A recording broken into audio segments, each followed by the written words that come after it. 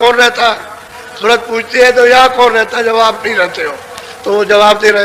बोलो।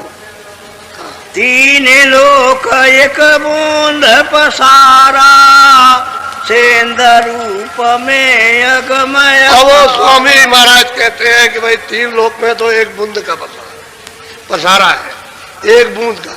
सतलोक की एक बूंद आई, उसका ये सारी रचना का पसारा है, उसका एक बूंद का। और सतलोक सागर है। तो बताइए सागर और बूंद की क्या क्या व्याख्या, क्या महिमा की है? वो तो अर्वचनीय है, ये बूंद है उसकी, तो क्या किया जाए? और मैं इनसे अलग, मेरी एक बूंद आई, उसका ये पसारा है।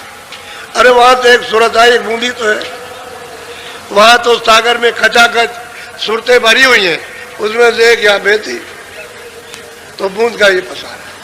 और इतनी ऊंची मंजिल पर झंझरी द्वीप पे सैकल कमल में बैठे हैं, इतनी ऊंची मंजिल पर नीचे नहीं आ सकते, यहाँ नहीं आ सकते, वही रहेंगे अपनी मंजिल पर। जगह नहीं छोड़ सकते कि ऊपर चले जाओ नीचे चले जाओ, वो जगह नहीं छूटेगी, वही के वही रहेंगे। तो कहते हैं मेरी एक बूंद, उसका ये सब पसारा तीनों लोगों का है, इन तीनों का मेरा, उनका है पसारा मेरा, मैं इनसे अलग रहता हूँ। बोलो। मैं न पाताल स्वर्ग नहीं मिलता, ब्रह्मा विष्णु महेश। अब वो कहते हैं कि भाई न मैं पाताल में हूँ, न मैं लोक में, न ब्रह्मा के यहाँ, न मैं विष्णु लोक में, न शिव लोक में, न राम लोक में, न मैं कृष्ण लोक में, न माया के लोक में, न शक्ति के लोक में, और न प्रकृति के लोक में, मैं कहीं यहाँ नहीं, मैं तो इनसे सबसे परे। ये तो मेरी एक बूंद का पसारा है। मैं कह दी, आप उनको साफ उत्तर दे दिया और सब विधि से उसको समझाया। तो बात ये तो सूरत वो है जो वहां पहुंच करके प्रश्न कर रही है आपके लिए। नहीं ऐसा प्रश्न कौन कर सकता है, किसको मालूम है ऐसा? ये तो वही सूरत है जो वहां पहुंच गई और पहुंच करके प्रश्न कर रही गुरु से कि आप बताइए इनके लिए, ये जो फंसे हुए हैं तो इनको क्या जवाब दिया जाएगा, कौन है ये, कहाँ से आए कहाँ से नहीं आए? तो उत्तर दे रहे तो सबके लिए, आपके लिए, वो सबके लिए, आने वालों के लिए, जो आगे आएंगे उन सबके लिए, कि एक बूंद का ये पसारा है। और उसको कहते हो आपकी अपार है, वेद क्या है? और वो खुद कहता है वेद कि नएति, और कुछ आगे हम नहीं जानते, हमने देखा नहीं, लेकिन हमको आभास होता है कि और कुछ है, और कुछ है, और कुछ है। अब ये तो बात सही है, तो है कुछ। तभी तो गोस्वामी जी महाराज को और क्या था, जब उन्होंने वर्णन किया तो मतलब एकदम रोना पड़ गया, ये क्या, ये क्या, ये क्या चीज है? तो ना किसी की समझ में ना आए तो रोना ही है, और क्या, झगड़ा ही है।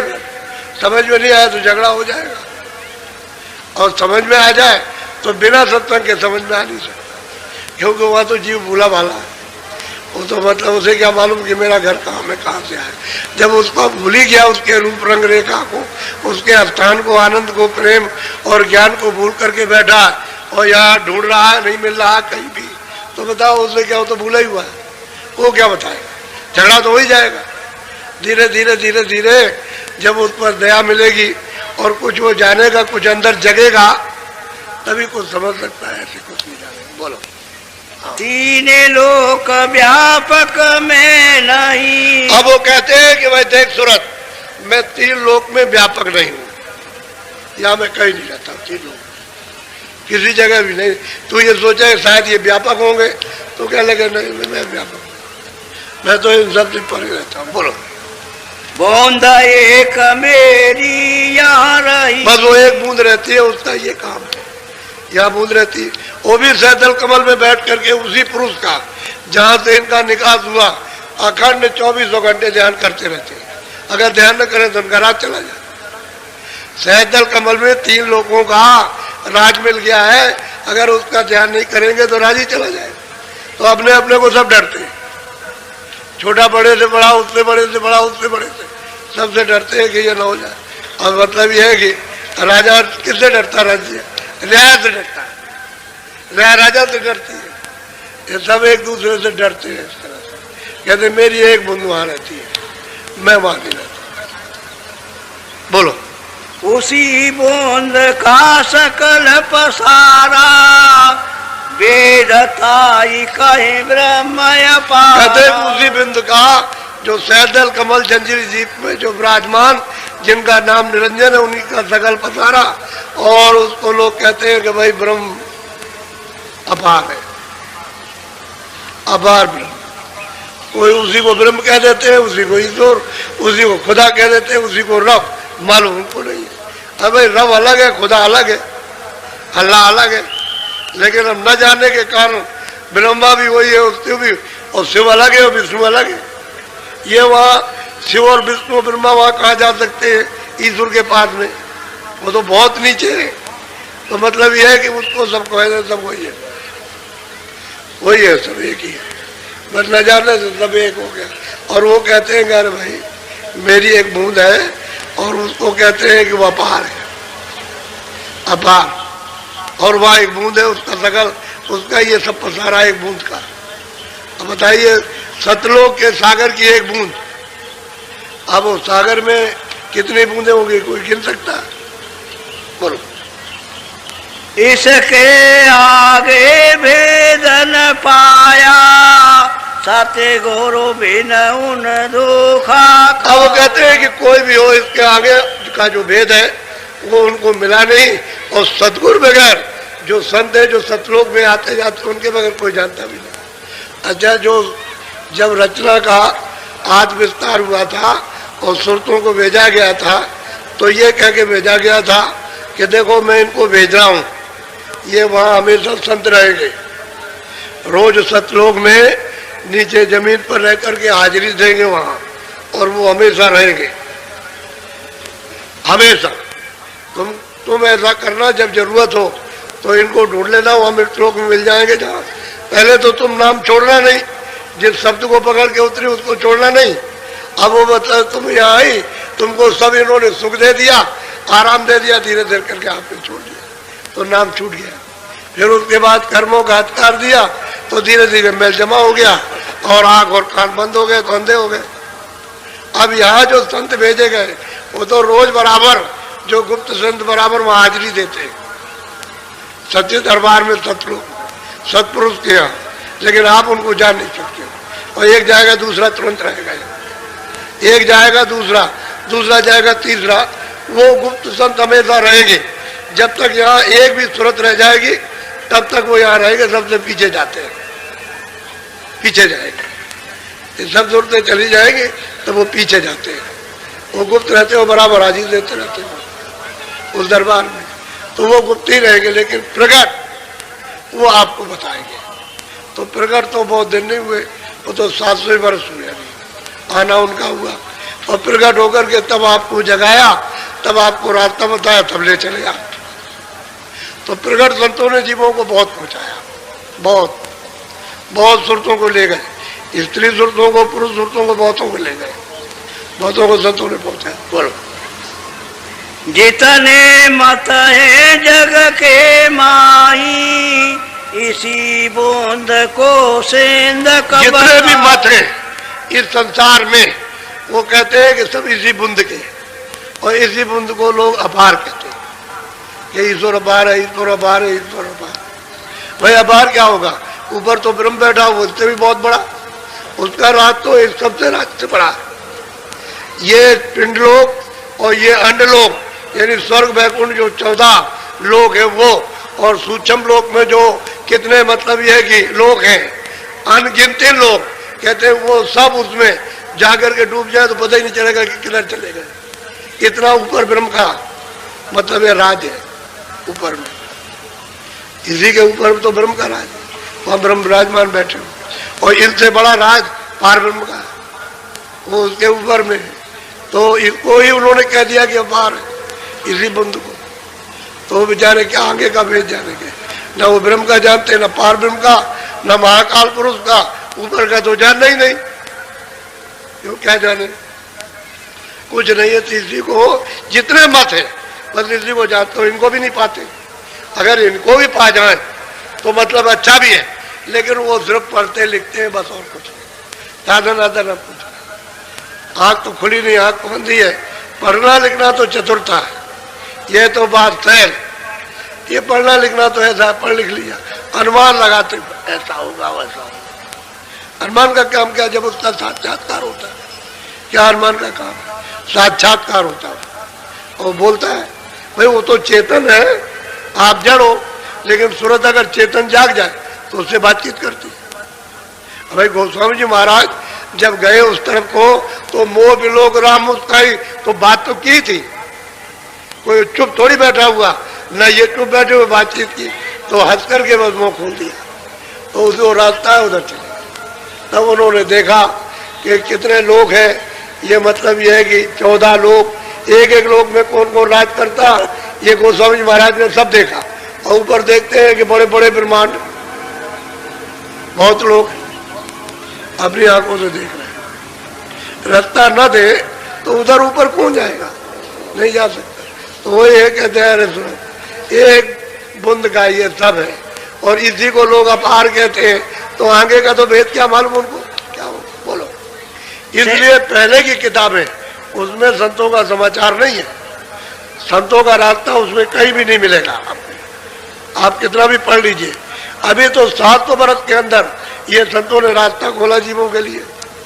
पहले तो रास्ता बंद था, पहले था ही नहीं। इसलिए प्रमाण शास्त्रों में इसका कुछ नहीं मिलेगा। और संतों की तमाम किताबें, तमाम संत आए 700 वर्ष के अंदर, साधक आए मतलब रास्ते में चलने वाले, वो पहुंच गए, वो संत हो गए, जो वहां से जगाने के लिए आए, वो मतलब ये है कि बहुत आए। तो बहुत किताबें उनकी, प्रमाण की क्या कमी है, हजार लाखों प्रमाण मिल जाएंगे आपको। चलो, ब्रह्मादिक सब वेद बुलाए, ऋषि मुनि कर्म भरम ब्रह्मा जी तो बेचारे, वो तो मतलब स्वर्ग वैकुंठ में वो सब बुला गए, और मतलब ये है कि ये ऋषि मुनि ये अपने अपने कर्म में फंस करके उसमें भूल गए। जब विधान ही बना है कि पाप पुण्य का, तो जो करोगे उसको फल को पाओगे, अच्छा करो तो अच्छा, बुरा करो तो बुरा। तो फल पाने के लिए जन्म लेना, छुटकारा कहाँ हो सकता। जो कर्म किया उसका फल लेना और योनि में लेना, लेन देन तो योनि में होगा। इसके परे स्वर्ग वैकुंठ में तो लेन देन नहीं है, लेन देन तो इसमें होगा।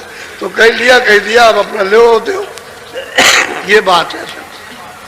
तो कहते हैं ये इसमें भूल गए, और ब्रह्मा उस रचना में भूल गए। वो भी तो अपने लोक में बैठ करके रचना काम, अपना अपना काम उनको सुपुर्द किया है। एक तो उत्पत्ति का काम, ब्रह्मा बैठ के उत्पत्ति का काम कर रहे हैं, और विष्णु बैठ के पालन पोषण कर रहे हैं सबके लिए, और शिव जी सबका श्रृंगार कर रहे हैं। ये तीनों अलग अलग काम सबका है, अपना अपना काम स्वर्ग वैकुंठ में बैठ के करते रहते हैं। ये उनका काम हो गया, ये इसमें भूल गए। तभी तो आद्या महाशक्ति ने बुला दिया, ये वही इनकी माँ है। उसने मतलब पूछा कि तुमने जब समाधि लगाई थी तो तुमने, यानी मतलब यह है कि पिता का दर्शन किया? ब्रह्मा से पूछा, और उन्होंने कह दिया हाँ किया। तो अंतर्यामी थी वहां के लिए। तो उसने कहा कि तुम झूठ बोल गए, बड़े लवार हो ब्रह्मा, बड़े झूठे हो, चलिए आओ ठगो, तुमने दर्शन पिता का नहीं किया, और कह दिया तुमने दर्शन किया, जाओ हम तुमको श्राप देते हैं कि मृतलोक में तुम्हारी कोई पूजा नहीं करेगा। इसलिए उनकी पूजा नहीं होती है। और विष्णु से और शिव से पूछा कि तुमने पिता का दर्शन किया? इनकी आद्या महामाता ने। तो उन्होंने कहा हमने नहीं किया था। तो उनको आशीर्वाद दे दिया कि जाओ जगत में तुम्हारे लोग पूजा करें। भाई ये इतनी बात है। काम तीनों का एक ही है, एक उत्पत्ति का, एक प्रलय का, एक पालन का। यानी काम तीनों कर रहे बराबर बैठ के। एक को शराब मिल गया झूठ बोलने पर, और उन्होंने कहा हमको नहीं हो, तो उसको आशीर्वाद दे दिया। बस ये बात। और ये अलग है, ये ईश्वर के पास जा ही नहीं सकते।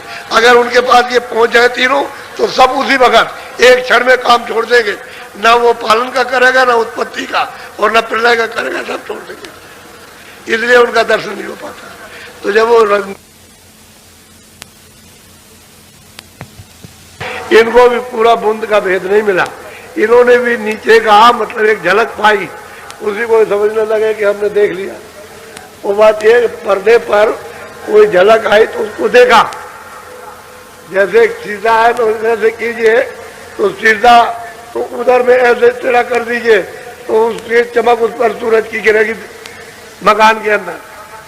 अब उसमें सूरज दिखाई दे चमकता हुआ तो आप कहोगे नहीं ये सूरज है। सूरज वो नहीं, वो तो प्रतिबिंब है। सूरज तो ये सब प्रतिबिंब जो दिखाई देता प्रतिबिंब है ये असली सूरज, असली चांद, असली तारे इसमें कोई नहीं है, ये प्रतिबिंब है, बिंब। तो कहते हैं कि भाई कुतुब औलिया और पीर पैगंबर इनको भी पूरा भेद नहीं मिला, पूरा दर्शन नहीं हुआ उनका। वही बात यह है कि पर्दे पर हो गया और इन्होंने समझ लिया कि दर्शन हो गया। सुनो सुरति तुम अपना भेद, तुम हम में थी सदा। अब वो कहते हैं सूरत तू अपना भेद तो सुन ले मुझसे, यानी पहले जब तू थी तो हम में अभेद थी, मुझ में लय थी, मुझ में तुझ में कोई अंतर नहीं था। वो स्वामी जी महाराज कहते हैं कि वो जो अनामी जो पिया है प्यू, जब वहां पहुंच गए वो दर्शन हुआ तो वो कहते हैं कि प्यू हम एक, यानी हम और पिया एक कहते कोई जरा भी फर्क नहीं। अब वो कहते हैं कि नहीं तुम जब थी तो हमें अभेद थी, कोई भेदभाव नहीं था, मेरा रूप और तुम्हारा एक ही था, उसमें कोई अभेद थी और हमारे पास थी, हम में थी। बोलो काल करी हम सेवा भारी, सेवा बस होई कुछ न विचार। अब वो कहते हैं महापुरुष सूरत को समझा रहे हैं कि भाई असली बात तो ये है कि काल ने सेवा की, यानी सैदल कमल में बैठ करके, ब्रह्मस्थान में बैठ करके, पार्वती में, इन सब ने सेवा की, यानी खूब अच्छी तरह से अखंड ध्यान किया और इतने युगों तक किया है कि यहाँ कलम और किताबें और समुद्र की स्याही सब खत्म हो जाएगी। इतने दिनों तक इन्होंने तपस्या उस पुरुष की है, अनामी पुरुष की, तब जाकर के वो प्रसन्न हुए। एक दो दिन का काम नहीं था, तब प्रसन्न हो गए। तब उन्होंने कहा कि तुम क्या चाहते हो? कह लगे हमको एक छोटा सा राज दे। तो कहा अच्छा ठीक है हमने दिया तुमको। तो राज बगैर सुरतों के बैठ नहीं सकता, रचना ही नहीं हो सकती है भाई, वो तो बैठ सुरते आएगी तभी तो रचना होगी। तो इनको सुरतों का नीचे का सतलोक के नीचे उसका एक छोटा सा एक भंडार दे दिया, सबको दिया, सब लोगों में सबको 16 पुत्रों को सबको दे दिया, अलग अलग तस्वीर कर दिया। तो वो कहते हैं भाई काल हमारी सेवा की और जब सेवा की हमको प्रसन्न कर लिया, वैसे तो सब कुछ जानते थे, तो मैं सेवा के बस होकर के और मैंने तुझको दान में दे दिया, ये सूरज को तुझको ये दान में दे दिया और ये दान ले लिया, सुरतों का भंडार ले लिया। बोलो तुमको मांगा हमसे उसने, सौंप दिया तुम्हें सेवा। तो कहते हैं कि भाई तुमको उसने हमसे मांगा कि हमको दे दीजिए तो हम रचना करेंगे, और हमने फिर तुमको उसको सौंप दिया। क्या चाहे जाओ तुम वहां चली जाओ, जाओ। तो मालिक का हुक्म था, तो सुरते मतलब यह है कि क्या कर सकते, हुक्म हो गया तो उनको दिया, तो बेबस होकर के फिर चली आया, उसको दे दिया। अब वो ले आए तो उन्होंने, अब ऐसे तो मतलब ये घेर नहीं सकते, मसाला मिला करके तब तो इसमें बैठाएंगे, मसाला नहीं अगर तैयार करेंगे किसमें बैठा देंगे। तो इन्होंने फिर रचना की, तो इन्होंने पहले सूक्ष्म लोग, यदि कारण लोग तो था ही, वो तो मतलब है ऊपर में है, तो सूक्ष्म लोग उसमें बनाया। तो शब्द स्पर्श रूप रसगन और मन और बुद्धि और चित्त अहंकार, ये 9 तत्वों का उन्होंने एक थरी, एक खोल तैयार किया और उसमें सूरत को बंद कर दिया।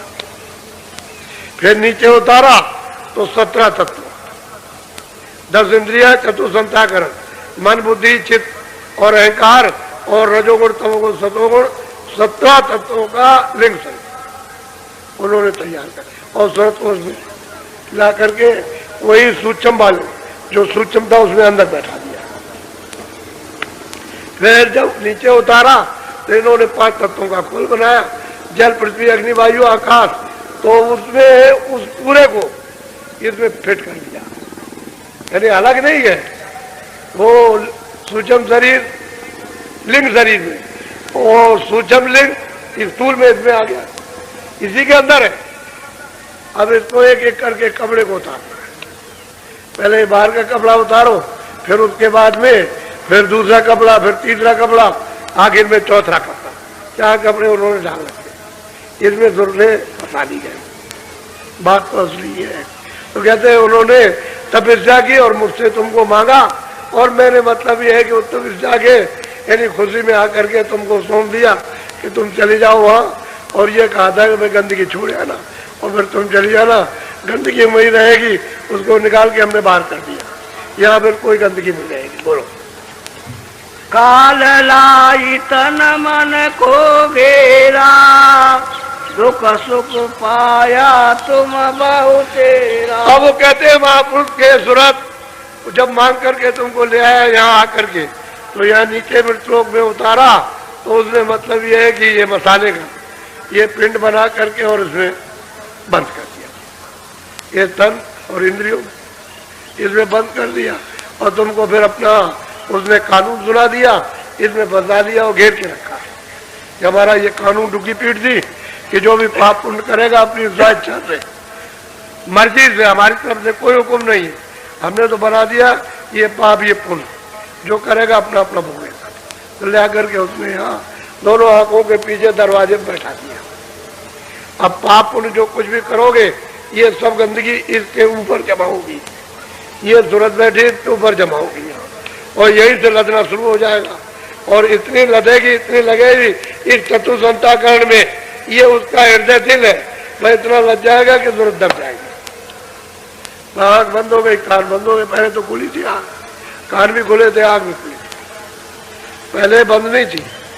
जब कर्मों का नियम नहीं बना था, अधिकार नहीं दिया था, तो आँख भी खुली थी, कान भी खुले थे, और रोज देखते थे, रोज जाते थे, और कितनी सूरतें वापस लौट गई।